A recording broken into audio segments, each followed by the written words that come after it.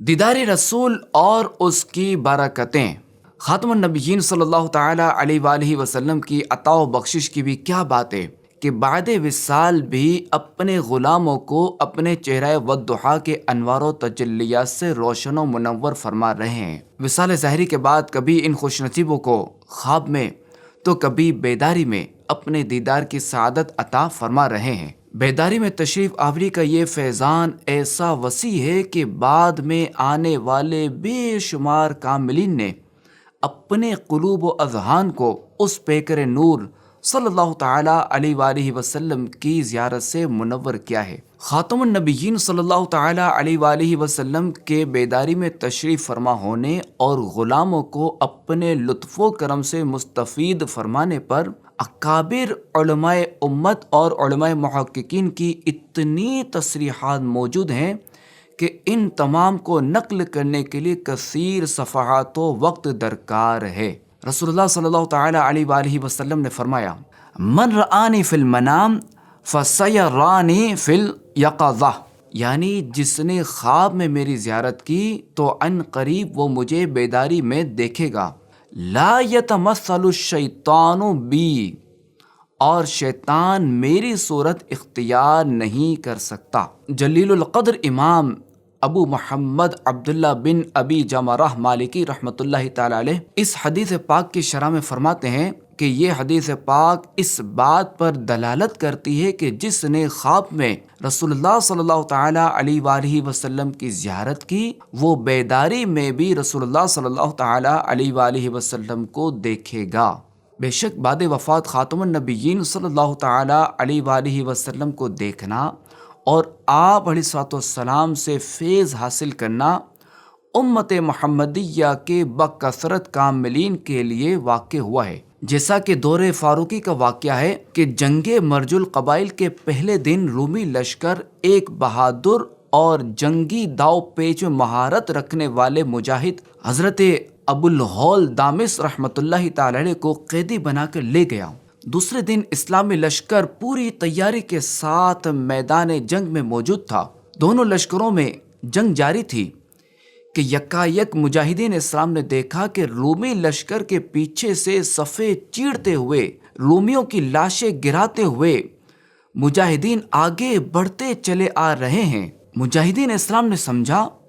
کہ یہ شاید فرشتے ہیں جو کہ اللہ تبارک و تعالی نے ہماری مدد کے لیے بھیجے ہیں، لیکن جو ہی وہ قریب آئے تو دیکھا کہ یہ تو وہی حضرت دامس رحمۃ اللہ تعالی علیہ ہیں اور ان کے ساتھی ہیں کہ جنہیں قیدی بنا لیا گیا تھا۔ جب لشکر کے امیر حضرت میسرہ بن مسروق رضی اللہ تعالیٰ عنہ نے حضرت دامس رحمۃ اللہ تعالی علیہ سے پوچھا کہ آپ کہاں تھے کہ پورا لشکر آپ کے لیے فکر مند تھا، تو حضرت دامس رحمۃ اللہ تعالی علیہ نے عرض کی، یا امیر لشکر، ہمیں رومیوں نے لے جا کر زنجیروں میں باندھ دیا۔ جب رات ہوئی تو میں نے رسول اللہ صلی اللہ تعالیٰ علیہ وآلہ وسلم کی زیارت کی۔ رسول اللہ صلی اللہ تعالیٰ علیہ وآلہ وسلم نے ارشاد فرمایا، لا بأس علیک یا دامس، یعنی اے دامس کوئی فکر کی بات نہیں، اعلم ان منزلتی عند اللہ عظیمہ، اور جان لو کہ اللہ تبارک و تعالیٰ کے نزدیک میرا مقام و مرتبہ بہت بلند و بالا ہے۔ پھر آپ علیہ الصلوۃ والسلام نے میری زنجیروں پر اپنا دست مبارک رکھا تو وہ زنجیر فوراً کھل گئی۔ اسی طرح آپ علیہ الصلوۃ والسلام نے میرے دیگر ساتھیوں کی زنجیریں بھی کھول دیں۔ پھر آپ علیہ الصلوۃ والسلام نے فرمایا کہ میسرہ سے میرا سلام کہنا اور کہنا کہ اللہ تبارک و تعالیٰ تمہیں جزائے خیر عطا فرمائے۔ تو اے عاشقان رسول، اے عاشقان صحابہ و اہل بیت، معلوم ہوا کہ خاتم النبیین صلی اللہ تعالیٰ علیہ وآلہ وسلم کی زیارت کرنا بالکل ممکن ہے، بلکہ خاتم النبیین صلی اللہ تعالیٰ علیہ وآلہ وسلم کی زیارت کرنا کثیر اولیاء و صالحین سے ثابت بھی ہے۔ امام ابن حجر مکی رحمۃ اللہ تعالی علیہ، امام زرقانی شارح بخاری، امام قسطلانی، امام محمد بن یوسف شامی، امام ابن الحاج مالکی اور امام ابن جمرہ مالکی رحمہ اللہ السلام وغیرہ جلیل القدر ائمہ کرام رحمہ السلام نے اپنی اپنی کتابوں میں اس بات کو ثابت کیا ہے کہ بیداری میں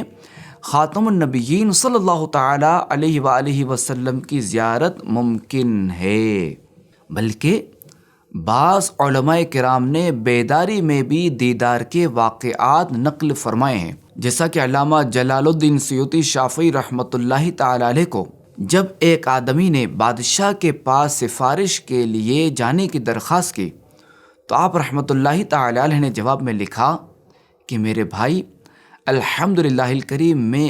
اس وقت تک رسول پاک صلی اللہ تعالی علیہ وآلہ وسلم کی 75 بار 75 ٹائمز بیداری کی حالت میں زیارت سے مستفیض ہو چکا ہوں۔ اگر مجھے بادشاہ و عمراء کے پاس جانے میں نبی کریم صلی اللہ تعالی علیہ وآلہ وسلم کی زیارت سے محرومی کا خوف نہ ہوتا تو ضرور بادشاہ سے تمہاری سفارش کرنے کے لیے آتا۔ بہت بڑے امام جلال الدین سیوطی شافعی رحمۃ اللہ تعالی علیہ کے دور میں کچھ لوگوں نے اس بات کا انکار کیا کہ خاتم النبیین صلی اللہ تعالی علیہ وآلہ وسلم کی زیارت نہیں ہو سکتی، تو آپ رحمۃ اللہ تعالی علیہ نے اپنے دور میں ایک رسالہ لکھا اور اس رسالے میں اس مسئلے پر کثیر دلائل قائم فرمائے اور مخالفین کا رد بھی فرمایا۔